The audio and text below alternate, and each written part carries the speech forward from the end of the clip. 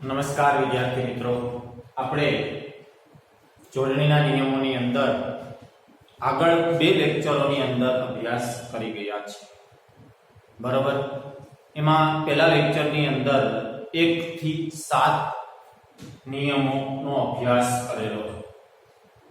બીજા લેક્ચરમાં 8 થી 14 નો અભ્યાસ કરેલો હતો. આજે આપણે 15 થી લઈ અને 21 સુધી ના નિયમોનો અભ્યાસ કરવાનો છે. બરોબર. એટલે તમે એના મેં જે કંઈ આપેલું એ હોમવર્કની પણ હું આશા રાખું છું કે તમે તમારી બુકની અંદર બધું વ્યવસ્થિત પદ્ધતિસર લખતા ગયા હશો. ઉદાહરણો મેં સમજાવેલા હશે એ તમે તમારી બુકની અંદર લખેલા હશે. એની સાથે કે મેં તમને જે કંઈ પણ હોમવર્ક સ્વરૂપે આપેલું છે એ પણ તમે કદાચ લખી લીધું હશે એવી હું આશા રાખું છું. કારણ કે જોડણી જે છે એ નિયમો ક્યાંય બદલવાના નથી. એટલે તમે નિયમો જે છે એ ક્રમશઃ એક પછી એક યાદ રાખતા રહેજો. સૌપ્રથમ આપણે અક્ષરોથી શરૂઆત કરી હતી કે એક અક્ષર, બે અક્ષર, ત્રણ અક્ષર, ચાર અક્ષર, ચારથી વધારે અક્ષરો, જોડિયા અક્ષરો, રેફ હોય તો રેફની પહેલા શબ્દના અંતે જે છે એ અને જેવા શબ્દો આવતા હોય એવા શબ્દોની અંદર કેવી રીતે આવે છે. ઈક હોય તો, ઈય હોય તો, બરોબર, ગીરી શબ્દ હોય તો, આ બધા નિયમોનો જે છે એ આપણે અભ્યાસ કરી ગયા છીએ. બરોબર. તો આજે આપણે નિયમ નંબર જે છે એ 14 સુધી અભ્યાસ કરી ગયા છીએ. નિયમ નંબર 15 થી આજે આપણે અભ્યાસ કરવાનો છે. તમે મારી સાથે રહેજો, સમજતા જજો. બહુ મહત્વની બાબત છે કે શબ્દના અંતે ઈસ કે ઇન્દ્ર આવે ત્યારે ઈ દીર્ઘ આવે છે. રસ્વ દીર્ઘની અંદર હું આશા રાખું છું કે બધાને ખબર પડી ગઈ હશે. ખબર છે ને બધાને? રસ્વ દીર્ઘ ખાસ લો, નહીંતર તો કે રસ્વ અને દીર્ઘ કોને કહેવાય બધું એક જ આપણે એક જ પ્રયોગ કરતા હોય કે અમુક વિદ્યાર્થીઓને ટેવ હોય કે રસ્વ એટલે રસ્વ જ લખે, દીર્ઘ એટલે દીર્ઘ જ લખે. બરોબર. પણ ખાસ આ બાબતોની અંદર ધ્યાન રાખજો. હવે એની અંદર આપણે ભણી ગયા છીએ કે શબ્દના અંતે ઈસ કે ઇન્દ્ર આવે ત્યારે ઈ જે છે એ શું આવે છે? દીર્ઘ આવે છે. આપણે એક ઉદાહરણ આપીને હું તમને સમજાવું છું. ઉદાહરણ, હવે જગદીશ શબ્દ આવ્યો છે ઈસ. જગદીશ, અહીંયા ઈસ શબ્દ છે, જગત પ્લસ ઈસ. જગદીશ ઈસ શબ્દ આવ્યો તો ઈ કેવો આવે છે? દીર્ઘ. બરોબર. બનતા સુધીમાં મોટો ઈ નું પાખ્યું જે છે નાના ઈ માટે થઈને આ રીતે હોય અને મોટા ઈ માટે થઈને આ રીતના એનો મરોડ આપેલો હોય છે. એટલે એ ધ્યાન રાખજો. બરોબર. હવે શું કીધું છે કે શબ્દના અંતે ઈસ કે ઇન્દ્ર શબ્દ આપેલો છે. તો આપણે જોઈએ કે રવિન્દ્ર. હવે અહીંયા ઇન્દ્ર શબ્દ છે, રવ પ્લસ ઇન્દ્ર એટલે રવિન્દ્ર. એટલે ઇન્દ્રની અંદર પણ ઈ જે છે એ શું થયેલો છે? દીર્ઘ થયેલો છે. બરોબર. હવે ન્યાયાધીશ. ન્યાયાધીશ શબ્દ પ્રયોગ કરેલો છે. ન્યાયાધીશ, અહીંયા ઈસ શબ્દ પ્રયોગ કરેલો છે, અહીંયા ઇન્દ્ર શબ્દ પ્રયોગ છે, અહીંયા ઈસ. બરોબર. હવે એના જેવું એક બીજું ઉદાહરણ આપું છું. હરિન્દ્ર. અહીંયા ઇન્દ્ર શબ્દ પ્રયોગ થયેલો છે. સમજાય છે કે શબ્દના અંતે શું આવતું હોય? ઈસ આવતું હોય અથવા તો ઇન્દ્ર આવતું હોય. બરોબર. આ ધ્યાન રાખજો. આ બંને જે છે એ મોટા ઈ જે છે એ છે. હું આ જરા જે આ મરોડ જે છે મોટો કરી દઉં છું. બરોબર. એટલે એ ધ્યાન રાખજો. ઈસ કે ઇન્દ્રમાં ઈ જે છે કેવો આવે છે? દીર્ઘ આવે છે. બરોબર. હવે બીજું ઉદાહરણ આપું. જ્યોતિન્દ્ર. અહીંયા પણ ઇન્દ્ર શબ્દ પ્રયોગ થયેલો છે. બરોબર. પછી શબ્દ પ્રયોગ કરું છું ગિરીશ. બરોબર. આમાં પણ અહીંયા ઈસ શબ્દ પ્રયોગ થયેલો છે. તો આ રીતના નિયમ કામ કરે છે. ઇન્દ્ર કે ઈસ શબ્દ હોય ત્યાં ઈ જે છે હંમેશને માટે થઈ અને દીર્ઘ સ્વર લખાતો હોય. તો આ નિયમ નંબર જે છે એ 15 આપણે ભણી ગયા છીએ. આ તમારે હોમવર્કની અંદર ઉદાહરણો છે એ કુલ 25 લખવાના રહેશે. ટેક્સ્ટ બુક ની અંદરથી શબ્દ ગોતજો, બનતા સુધી વાંચી અને શબ્દ મેળવતા જાજો. બરોબર. નિયમ નંબર કેટલા છે તો કે 15. બરોબર. 16 17 18 19 20 અને 21. હવે જ્યારે પણ હું હોમવર્ક આપું ત્યારે એવી રીતે હોમવર્ક આપીશ કે નિયમ નંબર 1 થી 7 સુધીના શબ્દોનો જે છે એ દરેક નિયમોના 25 અથવા તો 20 ઉદાહરણો લખીને લાવવા. આવી રીતના હોમવર્ક આપીશ. હવે વાત આવે છે નિયમ નંબર 16. જો હસ્વ ઈ અને દીર્ઘ ઈ સાથે આવતા હોય ત્યારે પ્રથમ ઈ દીર્ઘ આવે, પછી ઈ હસ્વ આવે. બહુ સમજવા જેવો નિયમ છે, બહુ મહત્વનું છે, કારણ કે બંને ઈ સાથે આવતા હોય.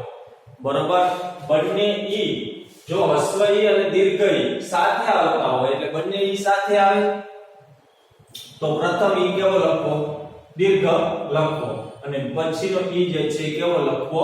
હસ્વ લખવો. હમણાં ઉદાહરણ આપી અને હું તમને સમજાવું છું.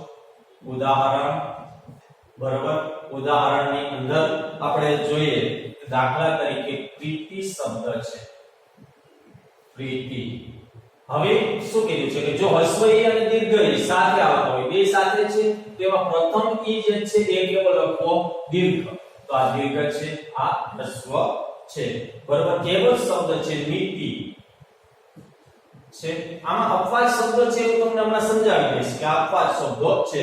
નીતિ. બરોબર. શબ્દ આપણે જોઈએ રીતિ. પછીનો આપણે શબ્દ જોઈએ તો ભીતિ, ગીતિ. પછી જોઈએ કીર્તિ વગેરે શબ્દો છે કે બંને ઈ સાથે છે તો પ્રથમ દીર્ઘ અને બીજો હ્રસ્વ સ્વર લખવો. બરોબર. આ નિયમ નંબર જે છે એ 16 છે અને આમાં તમારે 20 ઉદાહરણો લખવાના છે. હું અને ઉદાહરણોની અંદર 2-5 ઉદાહરણો ફેરફાર કરીશ, કારણ કે બનવા જોગ છે કે આમાં તમને ઉદાહરણો વધારે જે છે એ ટેક્સ્ટ બુક માંથી ન મળે. આમ તો જોઈએ એટલા ઉદાહરણો મળી જાય, પણ ટેક્સ્ટ બુક માંથી ન મળે એટલા માટે થઈને આમાં અપવાદ શબ્દો જે છે એ હું અહીંયા તમને લખી દઉં છું. અપવાદ શબ્દો છે. અપવાદની અંદર આપણે લખીએ કે અપવાદ શબ્દ છે વિધિ, પછી શબ્દ છે લિપિ,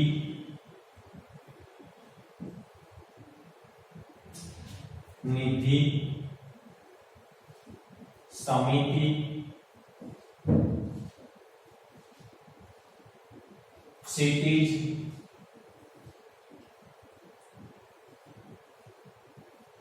શિથિલ અને પરિચિત.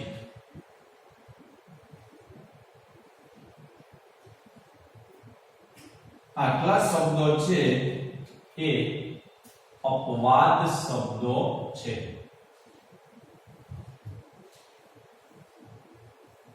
કેવા શબ્દો છે? અપવાદ. બરોબર. નિયમ નંબર જે છે એ આના અપવાદ શબ્દો છે. બરોબર. વિધિ, લિપિ, નિધિ, સમિતિ, ક્ષિતિજ, શિથિલ અને પરિચિત. આટલા શબ્દો અપવાદ શબ્દો છે કે આ શબ્દો આવી રીતે હ્રસ્વ બંને લખાય છે.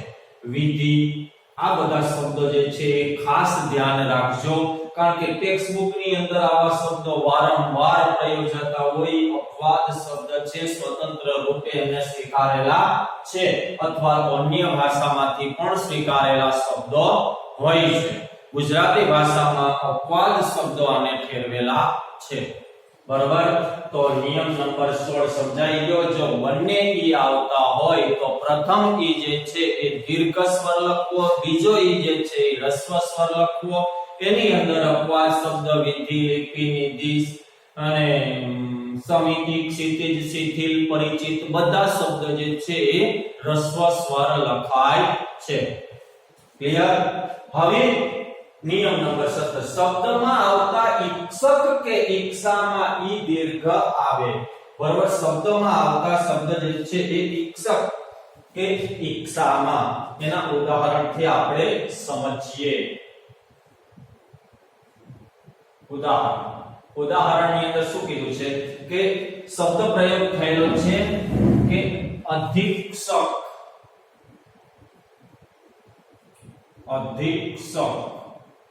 શબ્દ પ્રયોગ થયેલો છે અધિક્ષક. અહીંયા ઈક્ષક શબ્દ પ્રયોગ થયેલો છે. એમાં ઈ કેવો આવશે તો કે દીર્ઘ આવશે. બરાબર? અધિક્ષક. પછી આવશે નિરીક્ષક. આ જોડણી પણ પરીક્ષાની અંદર વારંવાર પૂછાયેલ છે. નિરીક્ષક. બરાબર? પછી પરીક્ષક. આમાં પણ ઈક્ષક શબ્દ છે. અહીંયા ઈક્ષક શબ્દ છે. બરાબર? પરીક્ષા આપણને ન ગમે એમાં ઈક્ષા શબ્દ પ્રયોગ થયેલો છે. પરીક્ષા, સમીક્ષા,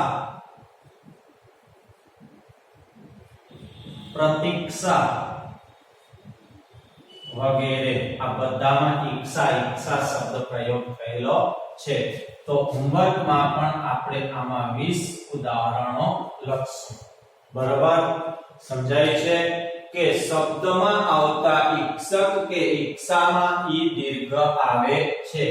એમાં અધિક્ષક, ઈક્ષક છે, નિરીક્ષકમાં પણ અહીંયા દીર્ઘ છે, પરીક્ષકમાં પણ ઈ દીર્ઘ છે. પરીક્ષા ઈક્ષા દીર્ઘ છે, સમીક્ષામાં પણ ઈક્ષા દીર્ઘ છે, પ્રતીક્ષામાં પણ ઈક્ષા દીર્ઘ છે. બરાબર? 20 ઉદાહરણો તમારે લખવાના છે. હવે આવશે મતિ અને વતિ પ્રત્યય હોય ત્યાં ઈ દીર્ઘ આવે. મતિ અને વતિ.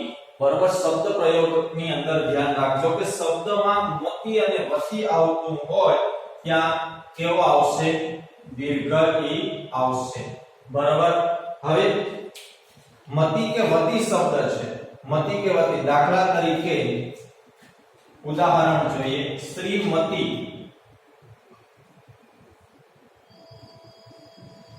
શ્રીમતી. બરાબર? પછી આવશે ભાનુમતી. મતિ આવ્યો છે.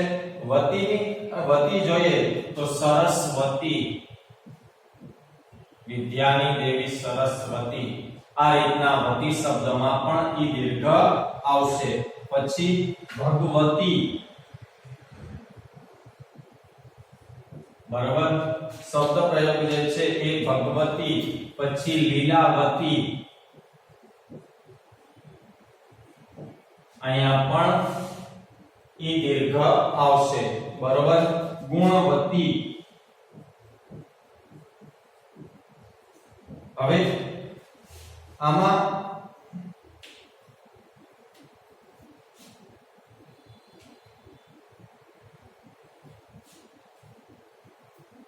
શ્રીમતી શબ્દ પણ આમ જ લખાય. કારણ કે શ્રીમતી શબ્દ જે છે એ એક સૌભાગ્યના અર્થમાં લેવાનો છે. બરાબર?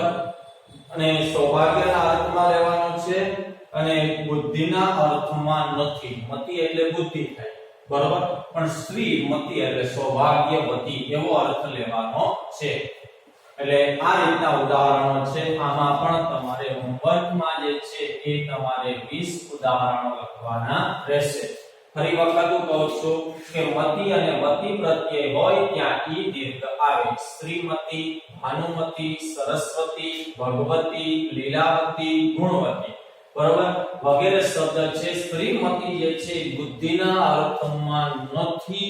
શબ્દ પ્રયોગ ઉપર હું ભાર આપું છું. શ્રીમતી એટલે કે સૌભાગ્યવતી એ અર્થની અંદર લેવાનું છે. બરાબર? નિયમ નંબર 18 એ ક્લિયર થઈ ગયો. હવે આવશે શબ્દના અંતે મુખ આવે તો ઉદીર્ઘ આવે. બરાબર? શબ્દના અંતે શું આવે છે?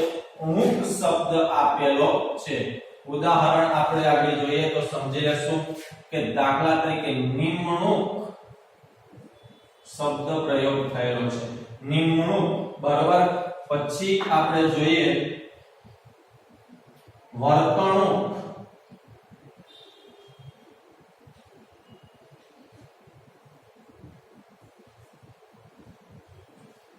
વર્તણૂક બરાબર આ જે છે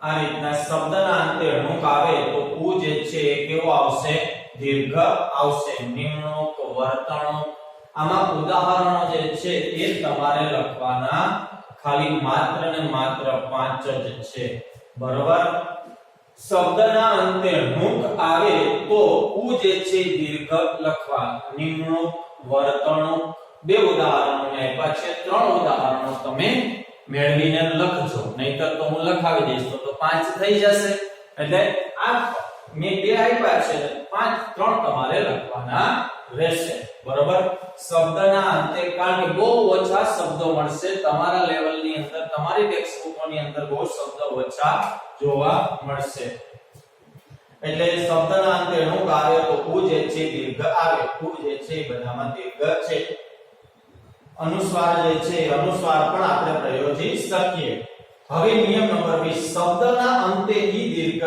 આવે ગમે એવો શબ્દ હોય બે અક્ષર હોય ત્રણ અક્ષર હોય કે ચાર અક્ષર હોય પણ જો શબ્દના અંતે ઈ આવતો હોય તો ઈ જે છે હંમેશને માટે થઈ અને દીર્ઘ સ્વર લખાય દાખલા તરીકે આપણે જોઈએ ઉદાહરણ છત્રી બરાબર પછી આપણે જોઈએ તો ખુમારી બરાબર પછી જોઈએ નિશાની પછી આપણે જોઈએ તો ખીલી પછી જોઈએ તો માટલી પછી જોઈએ તો દિવાળી વગેરે શબ્દો છે આમાં ઢગલાબંધ ઉદાહરણો તમને મળી જશે ટેક્સ્ટ બુક માંથી પણ તો એમાં આપણે 25 ઉદાહરણો જે છે હોમવર્કમાં લખવાના રહેશે શબ્દના અંતે ઈ આ બધા તમે ઈ જુઓ દીર્ઘ ઈ જ હશે છે તો શબ્દના અંતે ઈ જે છે કેવો આવશે દીર્ઘ ઈ આવશે ખાસ યાદ રાખજો બરોબર સમજવા જેવો નિયમ છે ને એકદમ સરળમાં સરળ નિયમ છે કે શબ્દના અંતે ઈ આવતો હોય તો ઈ કેવો લખવો દીર્ઘ લખવો હવે શબ્દના અંતે ઉ હસ્વ આવે ઉપરના જેવો જ નિયમ છે કે શબ્દના અંતે ઈ આવતો હોય તો પણ દીર્ઘ આવે અને ઉ આવે તો ઉ જે છે એ કેવો આવે હ્રસ્વ સ્વર આવે બરોબર દાખલા તરીકે ઉદાહરણ ઓસીકું અનુસ્વાર આવશે ઓસીકું ઉપર અનુસ્વાર આવશે કારણ કે બહુવચન થાય છે ઓસીકા બહુવચન થાય છે બરોબર પછી અગાઉ આપણે અગાઉ લખતા હોય અગાઉ વ ઉચ્ચારણ કરતા હોય ત્રણ બધી ભાષામાં છે અગાઉ બોલાય બરોબર અગાઉ પછી બાપુ પછી પોટલું પછી જોઈએ તો કોડિયું પછી જોઈએ તો લાડુ પછી જોઈએ તો સુકુમ